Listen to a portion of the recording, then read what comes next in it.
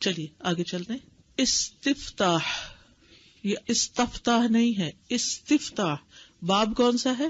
استفعال، استغفار. کچھ لوگ کہتے ہیں استغفار، نہیں، استغفار. استفعال، استفتاح، اوپننگ. تکبیر اور قرات کے درمیان آپ صلی اللہ علیہ وسلم کا سکوت. اب تکبیر تحریمہ ہو گئی، کھڑے ہونے کا وصف بیان ہو گیا، ہاتھ باندھنے کا ہو گیا. ابو ہریرہ رضی اللہ عنہ سے روایت ہے کہ رسول اللہ صلی اللہ علیہ وسلم تکبیر اور قرات کے درمیان کچھ خاموشی اختیار کرتے. تو میں نے عرض کیا، یا رسول اللہ، میرے ماں اور باپ آپ پر قربان ہوں، تکبیر اور قرات کے درمیان سکوت میں یعنی خاموشی میں آپ کیا پڑھتے ہیں؟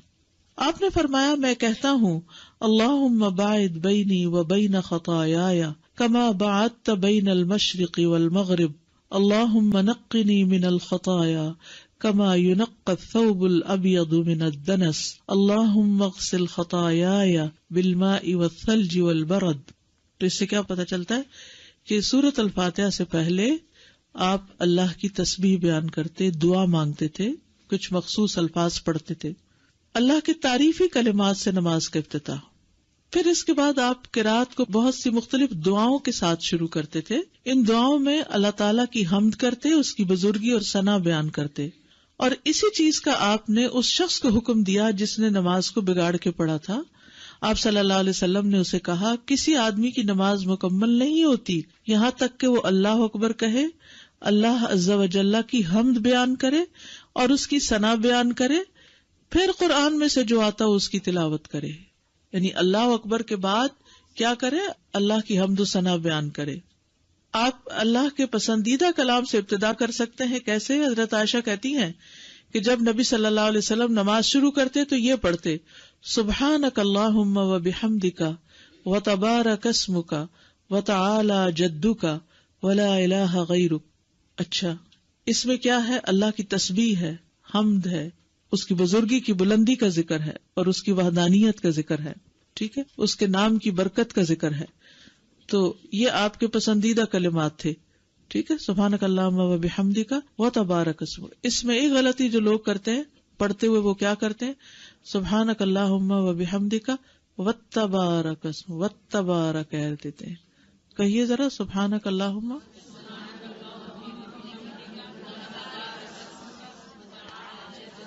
ٹھیک ہے، ٹھیک ہے، تو وتبارک نہیں کرنا. ٹھیک ہے، سبحانک اللہم و بحمدک و تبارک اسمک. ٹھیک. عمر بن خطاب یہ کلمات بلند آواز سے پڑھتے تھے. اللہ کا پسندیدہ کلام، بے شک اللہ کو سب سے زیادہ محبوب کلام یہ ہے کہ بندہ کہے سبحانک اللہم و بحمدک و تبارک اسمک و تعالی جدک ولا الہ غیرک. اسی لیے بچپن میں بہت سی دعائیں ہونے کے باوجود یہی دعا ہمیں سکھا دی گئی کہ چھوٹی بھی ہے اور اللہ تعالیٰ کو بہت زیادہ پسند بھی ہے. لیکن مختلف دعائیں جو آپ نے پڑھی، اگر انسان ان کو بھی یاد کر لیتا ہے تو اس سے نماز کی کوالٹی بہتر ہو جاتی. جب ایک ہی چیز روٹین میں ہم پڑھتے ہیں نا، اللہ کو سبحانک اللہ، تو پھر اس سے کیا ہوتا ہے؟ خشوع نہیں آتا. ٹھیک ہے، تو خشوع لانے کے لیے مختلف اوقات میں مختلف دعائیں پڑھنا زیادہ پسندیدہ ہے. ان کلمات سے ابتدا کرنا جن کے لیے آسمان کے دروازے کھولے گئے، ان کلمات سے ابتدا کرنا جن کے لیے آسمان کے دروازے کھولے گئے. ابن عمر فرماتے ہیں کہ ہم رسول اللہ صلی اللہ علیہ وسلم کے ساتھ نماز پڑھ رہے تھے کہ لوگوں میں سے ایک آدمی نے کہا، اللہ اکبر کبیرا والحمد للہ کثیرا وسبحان اللہ بکرۃ واصیلا. رسول اللہ صلی اللہ علیہ وسلم نے فرمایا، اس طرح کے کلمات کہنے والا کون ہے؟ یعنی نماز کے بعد، یہ نہیں بیچ میں بولنے لگ گئے. لوگوں میں سے ایک آدمی نے عرض کیا، اے اللہ کے رسول، میں ہوں. آپ نے فرمایا کہ مجھے تعجب ہوا کہ اس کے لیے آسمان کے دروازے کھولے گئے. ابن عمر کہتے ہیں، میں نے ان کلمات کو کبھی نہیں چھوڑا جب سے میں نے رسول اللہ صلی اللہ علیہ وسلم کو ان کے بارے میں یہ فرماتے ہوئے سنا. یعنی اللہ اکبر کہہ کے ہاتھ باندھ کے پھر اللہ اکبر کبیرا والحمد للہ کثیرا وسبحان اللہ بکرۃ واصیلا. دل کی کیفیت ہی بدل جاتی ہے جب انسان ان کلمات کا معنی جانتا ہے. اور اس کے لیے جو دروازے کھولے گئے وہ صرف ایک روٹینی مشینی انداز میں نہیں پڑھنے سے، بلکہ دل کے حضوری کے ساتھ کہ واقعی اللہ بڑا. دیکھیں نا اس میں جو الفاظ ہیں وہ کیسے، اللہ اکبر کبیرہ، اللہ بڑا ہے، بہت ہی بڑا. جب ہم کسی چیز کو بہت پیار سے اور بہت شدت سے کہتے ہیں تو ہم اس میں مبالغہ لانے کے لیے بہت زیادہ بہت زیادہ. والحمد للہ کثیرا، اور اللہ کی تعریف بہت کثرت سے بہت زیادہ.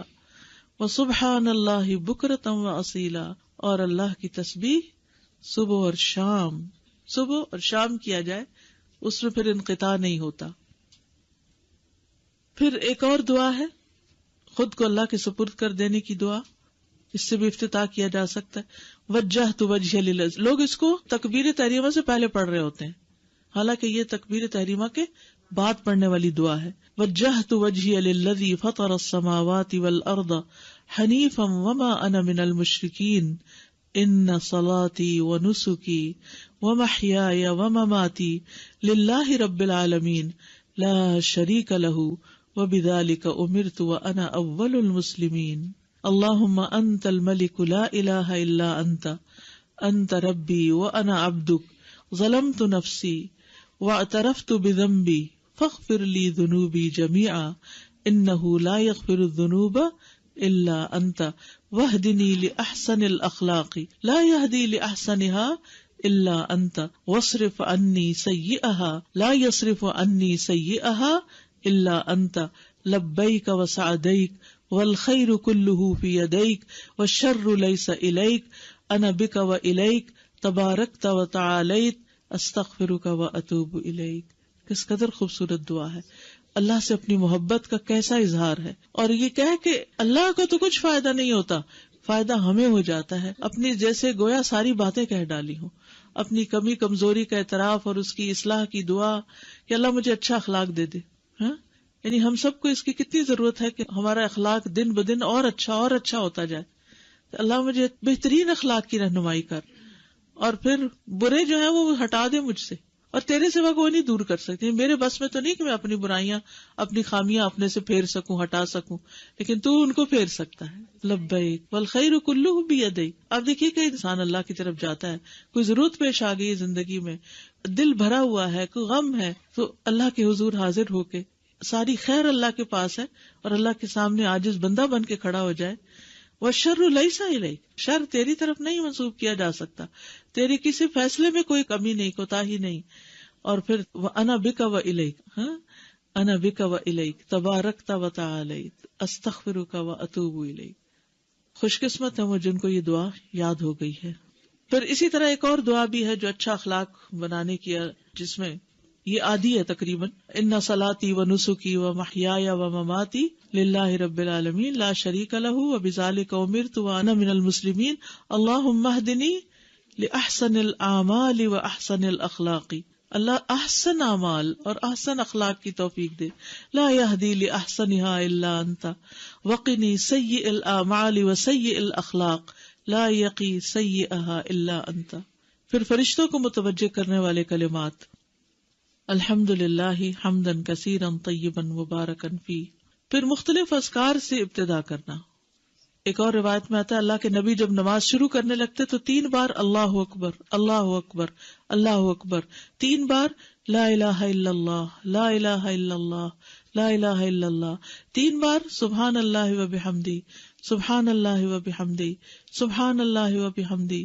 پھر یہ کہتے اعوذ باللہ من الشیطان الرجیم من ہمزہ ونفخہ ونفثہ. کتنی خوبصورت دعا ہے. اور 3 بار جب ایک چیز کو کہا جاتا ہے تو اس سے توجہ آ جاتی ہے، خشوع آ جاتا ہے.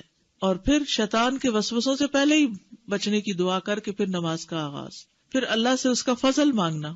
سعید بن سمان کہتے ہیں ہمارے پاس ابو ہریرہ مسجد بنی زریق میں تشریف لائے اور فرمایا کہ 3 چیزیں ایسی ہیں جن پر رسول اللہ صلی اللہ علیہ وسلم عمل فرماتے تھے لیکن اب لوگوں نے انہیں چھوڑ دیا ہے. آپ صلی اللہ علیہ وسلم نماز شروع کرتے وقت دونوں ہاتھوں کو پھیلا کر رفع الیدین کرتے، ہر جھکنے اور اٹھنے کے مواقع پر تکبیر کہتے، اور قرات سے کچھ پہلے سکوت فرماتے اور اس میں اللہ سے اس کا فضل مانگتے. یزید کا کہنا ہے کہ آپ دعا کرتے اور اللہ سے اس کا فضل مانگتے، یعنی وہ بھی دعا کا ہی وقت ہے. صلاۃ کا معنی کیا ہے؟ دعا. تو استفتاح کی یہ مختلف دعائیں ہیں. اللہم باعد بینی و بین خطایایا، اور اس کے بھی 2 ورژنز ہیں، ایک صحیح بخاری کا اور ایک صحیح مسلم کا. پھر سنن نبی داؤد کا بھی ہے تھوڑے سے فرق کے ساتھ، اس میں اللہم نقنی کی بجائے اللہم انقنی ہے، لیکن ایک بھی ان میں سے یاد ہو جائے تو کافی ہے. پھر سبحانک اللہم و بحمدک، پھر اللہ اکبر کبیرہ، پھر وجہت وجہی للذی فطر السماوات، اور پھر اچھے اخلاق کی دعا، پھر الحمدللہ حمدن کثیرا، اور اللہ اکبر 3 بار، لا الہ الا اللہ 3 بار، اور سبحان اللہ وبحمدہ 3 بار. تو یہاں تک آپ کا استفتاح مکمل ہوا. Like as per my understanding, dua is basically expressing yourself, your feelings. So اس کے لیے ہم فورن لینگویج کیوں لیتے ہیں، ہم اپنی زبان میں کیوں نہیں کر لیتے؟ اس میں نماز ایک ریچول بھی ہے. میں اور آپ اپنے لیے جتنی بھی دعائیں مانگتے ہیں ان میں یہ سب کچھ مانگنا ہمیں نہیں آتا، اور ان الفاظ میں جو نبی صلی اللہ علیہ وسلم نے فرمائے ہیں ان جیسے الفاظ ہمارے پاس نہیں ہوتے. تو جب ہم آپ کے بتائے ہوئے الفاظ استعمال کرتے ہیں تو ایک تو آپ کی سنت کی پیروی ہو جاتی ہے، اس کا اجر ملتا ہے. دوسرا یہ کہ نبی صلی اللہ علیہ وسلم نے فرمایا اوتی تو جوامع الکلم، مجھے جامع کلمات عطا کیے گئے. جامع کا مطلب ہوتا ہے کم لفظوں میں بڑی بات کہنا. پھر یہ ہے کہ اس سے یونٹی بھی آتی ہے سب مسلمز کے اندر. اگر کوئی اور چیز، یعنی مثلا ہر ایک کی اپنی اپنی اگر زبان اور 100% لوگ اپنی ہی زبان بولیں تو کوئی ایسا موقع اکٹھے نہیں آتا کہ جس میں وہ ایک جگہ اکٹھے ہو سکے. تو اجتماعیت کی کیفیت بھی اس سے پیدا ہوتی ہے. پھر یہ ہے کہ جو کلمات اللہ کے رسول صلی اللہ علیہ وسلم نے دیے یا تو وہ قرآن سے ہیں یا وحی کے ذریعے آپ کو سکھائے گئے اور ایسا ہی کرنے کا ہمیں حکم دیا، تو ان کلمات کی اپنی ایک برکت اور ایک روحانیت بھی ہوتی ہے جو باقی لینگویجز میں ان کو ٹرانسلیٹ کر کے اگر کہیں بھی تو وہ فائدہ نہیں ہوتا. ہم انہی کلمات کا اگر ترجمہ کر کے بھی اپنی زبان میں کہیں تو آپ دیکھیے مثلا میں کسی دعا کا ترجمہ پڑھتی ہوں تو کمپیریزن کیجیے گا، ان صلاتی و نسکی و محیایا و مماتی للہ رب العالمین، بے شک میری نماز اور میری قربانی اور میرا جینا اور میرا مرنا سب اللہ رب العالمین کے لیے ہے. دونوں کی ادائیگی میں اور فیلنگ میں بڑا فرق ہے. اللہ سبحانہ وتعالیٰ نے دین کی تعلیم کے لیے عربی زبان کو جو چنا ہے اس کی اپنی کئی خصوصیات ہیں، تو بہت سے اس کے پیچھے مقاصد ہیں جس وجہ سے ہمیں ایٹ لیسٹ نماز کی حد تک اور قرآن کی تلاوت کی حد تک اسی ٹیکسٹ کے اوپر فوکس کرنے کے لیے کہا گیا ہے. اور پھر کئی سو سال سے یہ چیزیں محفوظ بھی ہیں، جیسے قرآن میں کوئی چینج نہیں آیا، ان دعاؤں میں تبدیلی نہیں ہوئی، یہ مسلسل روایت سے ہم تک پہنچ رہی ہیں. تو اس سے وہ لوگ کس طرح کے الفاظ ادا کرتے تھے اور آج کس طرح ہم کر رہے ہیں چینج نہیں ہوا. اگر کسی اور لینگویج میں ہوتا اور ہر ایک اپنی اپنی لینگویج میں کرتا تو آپ دیکھیے بازو کا ٹرانسلیشن پوری کی پوری وہ حق ادا نہیں کرتی. کسی بھی ادب کا، لٹریچر کا اگر ٹرانسلیشن کر دیا جائے، مثلا شیکسپیئر کو اگر اردو میں ترجمہ کر کے پیش کیا جائے تو اس کی ساری جو تاثیر ہے وہ کھو جائے گی. اس ساتھ میں نے پوچھنا تھا کہ جیسے فرض نماز ہے اس میں دعائیں تختہ جو پڑھ سکتے ہیں، اور اگر فرض کریں کہ بھی وہ سبحانک اللہ بھی پڑھ لیں اور ساتھ یہ پڑھ کے اور بعد میں قرات کریں تو پاسبل ہے، ایسے کر سکتے ہیں؟ جی یہ ساری نمازوں کے لیے ہے، 2 بھی پڑھ سکتے ہیں، ویسے ایک پڑھنی زیادہ بہتر ہے کہ کوئی ایک پڑھ لیجئے. السلام علیکم. انہی بہن کے سوال کا ایک تسلسل ہے، شاید قبل از وقت ہو، کہ تہجد میں بیٹھ کے ہم درود شریف کے بعد جو اپنی جائز حاجات ہیں کیا وہ ہم مانگ سکتے ہیں اپنی ہی لینگویج میں؟ جی جتنی بھی مسنون دعائیں ہیں اس میں ہماری یہ رعایت رکھی گئی ہے کہ جو چیزیں ہمیں چاہیے ہماری فزیکل نیڈز کے لیے، ہماری اسپرچل نیڈز کے لیے، ہماری ایموشنل نیڈز کے لیے، وہ الفاظ آپ کو یہاں مل جائیں گے. اور آپ کو حیرت ہوگی کہ اگر ویرائٹی آف دعاز اف وی نو تو وہ چیزیں کور ہو جاتی ہیں اس میں ہی. ٹھیک ہے ضروریات جی. نماز کے جو اندر آپ کو عربک ہی یوز کرنی ہوگی، اپنے لفظ نہیں.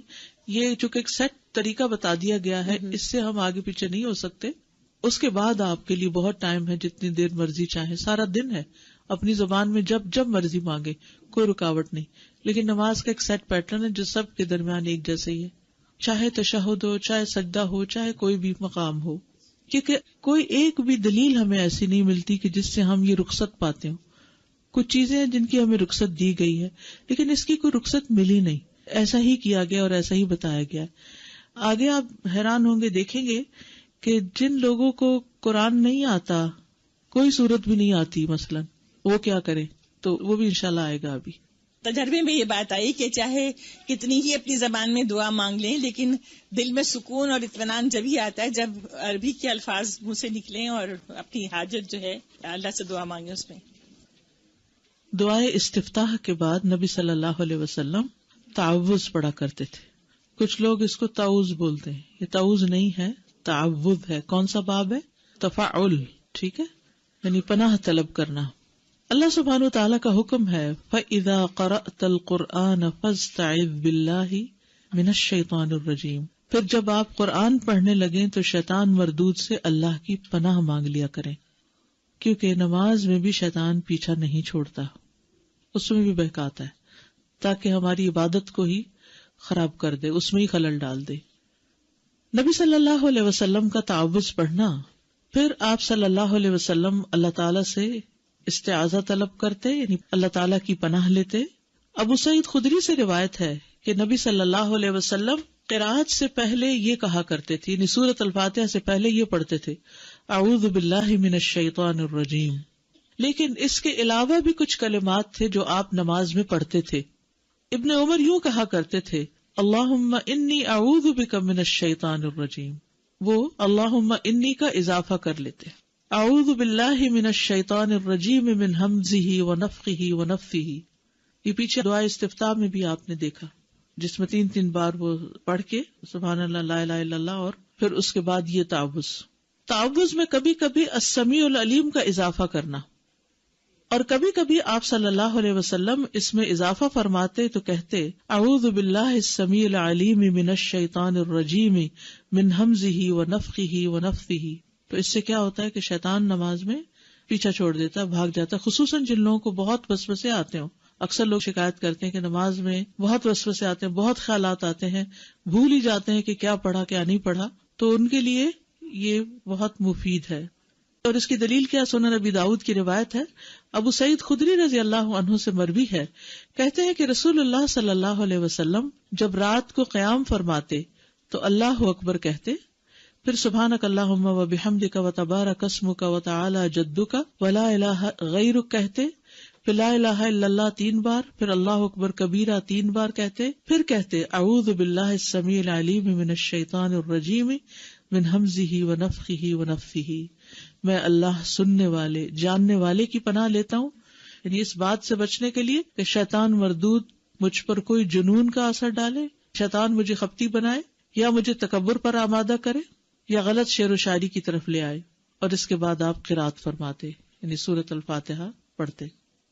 نفخ کس کو کہتے؟ پھولنے کو کہتے ہیں نا.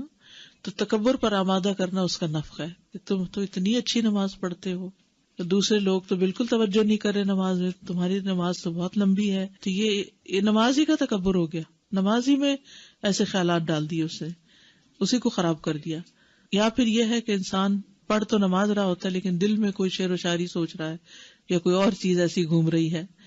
یا پھر یہ کہ انسان بالکل اس کے اثر کے نیچے اسے یہی ہوش نہیں رہتا اس نے پڑھا کیا. جنون بیسیکلی کیا چیز ہے؟ عقل کا مارا جانا. تو بعض اوقات ہم نماز اس طرح پڑھتے ہیں کہ کچھ پتہ نہیں ہوتا کہ پڑھا کیا، کون سی سورت پڑھی تھی. یعنی آخری رکعت میں اگر آپ سوچے کہ پہلی رکعت میں نے سورت کون سی پڑھی تھی تو شاید یاد نہ ہو، کیونکہ سوچا ہی نہیں پڑھتے وہ کیا پڑھ رہے ہیں، بس پڑھ کے ایک مشین کی طرح بٹن آن کیا آف کیا اور رکوع میں چلے گئے. پھر تسمیہ کہنا، تسمیہ بسم اللہ کو کہتے ہیں. تعوذ کے بعد بسم اللہ پڑھنا، اور آپ اسے اونچی آواز میں نہیں پڑھتے تھے. اعوذ باللہ اور بسم اللہ اونچی آواز میں نہیں پڑھتے تھے.